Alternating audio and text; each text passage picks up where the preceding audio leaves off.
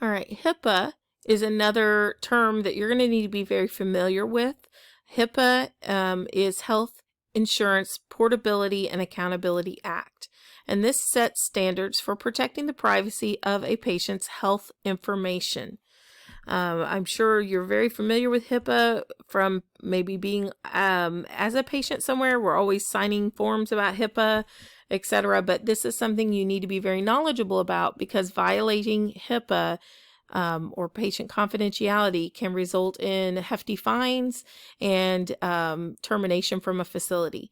So be aware of what HIPAA is. There is a really good video that I put in the video section that you'll want to go and watch in regards to HIPAA. So there are guidelines for confidentiality.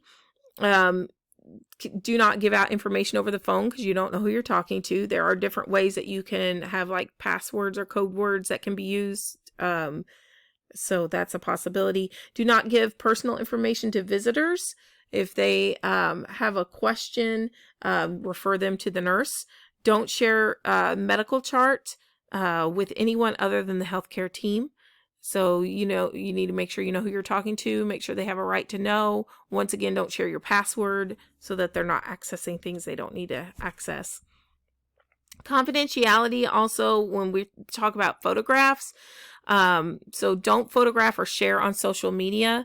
Many facilities don't want you to have your phone in the facility. You shouldn't be carrying that around in your pocket while you're providing care. The temptation's too great.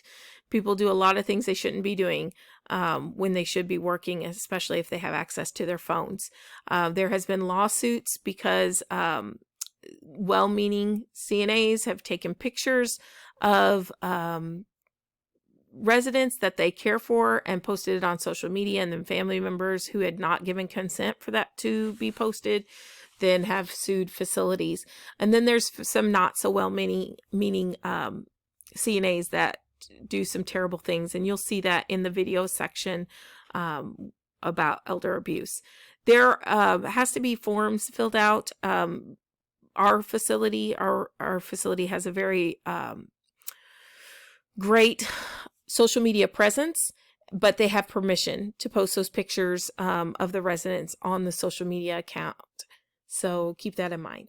Do not bring family or friends in to meet your residents. That is a violation of their confidentiality and privacy. Do not discuss residents in public areas. These are just some biggies. So let's go through a few questions, like review type questions. Mr. Chan's daughter is visiting and wants to know her father's blood pressure reading. Your best response is to A, tell her, B, say you don't know, C, refer her to the nurse, or D, write it down for her. So I'll give you a few seconds to come up with your answer. The best answer is C, refer her to the nurse. This is something that, yes, you do know what the blood pressure reading is, but you don't know if she is a person that you can share that information with. So go ahead and refer that to the nurse. A worker needs certain resident information to do her job. This involves the principle of A, need to know, B, informed consent, C, open records, or D, power of attorney. The correct answer is A, need to know.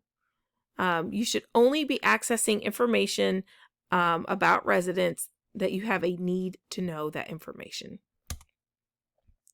A resident with cancer tells you that she has been collecting her medicines so that she can take an overdose. You should A, respect the resident's confidentiality and tell no one, B, notify the resident's husband when he visits, C, inform the nurse immediately, or D, ask a more experienced assistant to reason with the resident. The correct answer is C, inform the nurse immediately. This is a safety issue. If she is feeling depressed, this is something that can be treated, and her emotional needs can be met and hopefully overcome that feeling of sadness. So we need to get her help right away. So PSDA, this is Patient Self-Determination Act, and this is in regards to advance directives. Advance directives are legal documents that allows a person to decide care if there comes a time that they are unable to make their own choices. And so this is in reference to like end-of-life care. So a couple examples or categories of advance directives would be living will or a healthcare power of attorney. Sometimes it's also called durable healthcare power of attorney. So you need to know what those are. You will have questions about that will come up again in the future. A living will states the medical care a person wants or does not want.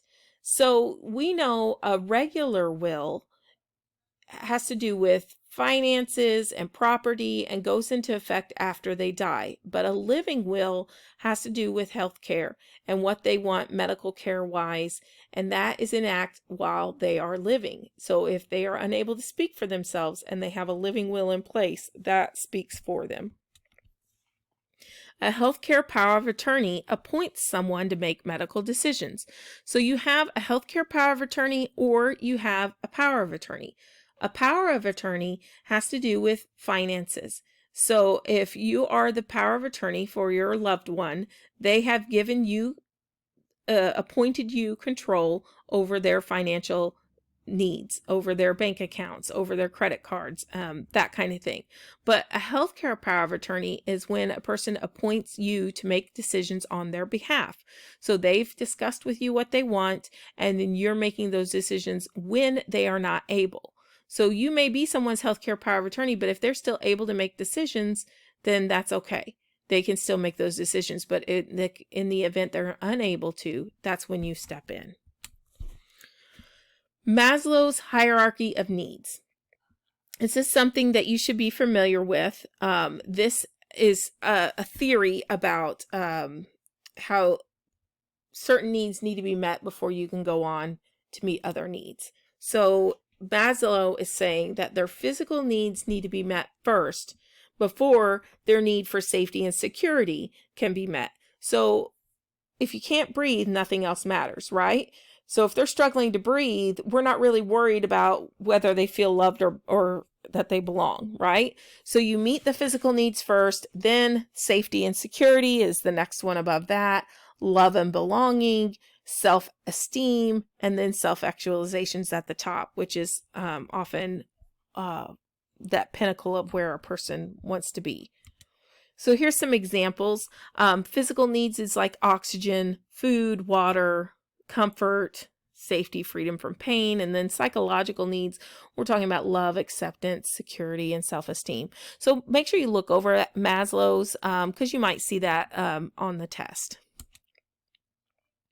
Ageism. So we think about the isms, racism, sexism, things of that nature. Well, ageism is a prejudice toward or discrimination against the elderly. And so you think about ageism, like, oh, all old people are out of touch with technology. Well, there are some very savvy elderly people that can use technology. That's just one example. All old people can't drive. All old people are grumpy. These are just different examples, and they're just showing you, these are some more examples. Most older adults are lonely or depressed. That is not true. Most elderly people are grumpy. Older adults are not interested in sex. These are not true statements. These are just ageisms. They're prejudice. They're something that they lump everybody into one category. So, in fact, most older adults still exercise regularly. They work. They continue to learn. They manage their finances. Most of them are relatively independent and still have intimate relationships. And so we need to be aware of that and not think about, the person who is bedbound in a nursing home to represent all older people. Growth and development, this is an ongoing process, and growth is measuring physical changes while development is emotional and social. So we think about from the time we're born as a baby until the time that we die, we're always in this ongoing process of growth and development. And there are some segments in your book about this that you'll probably want to look over to help you have a better understanding.